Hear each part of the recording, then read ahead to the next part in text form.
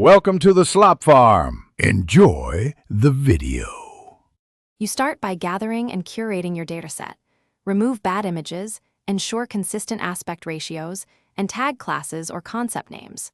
Once done, pick a compatible base checkpoint and tokenizer so your fine-tune aligns with priors. Install PyTorch and CUDA, then the diffusers or stable baselines tooling. Make sure your GPU reports expected memory. You should create a small validation split now so you can monitor overfitting. This immediate groundwork saves time downstream and prevents wasted runs. Next, you configure the experiment. Set image resolution and batch size to fit your GPU. Smaller batches need gradient accumulation. Then choose a reasonable learning rate and scheduler. Lower LR stabilizes fine-tuning, higher LR for low RA or adapter speeds convergence. Enable mixed precision to cut memory and time.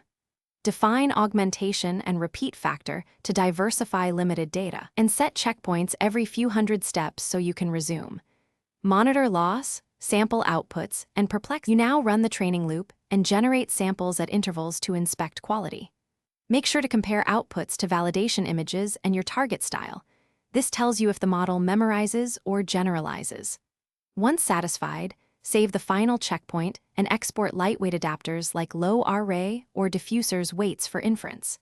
If you hit artifacts, collapse, or mode collapse, troubleshoot by lowering the learning rate, adding more diverse data or augmentations, increasing regularization, and rerunning a shorter fine-tune to recover stability. Thanks for watching. Consider subscribing if we helped you today.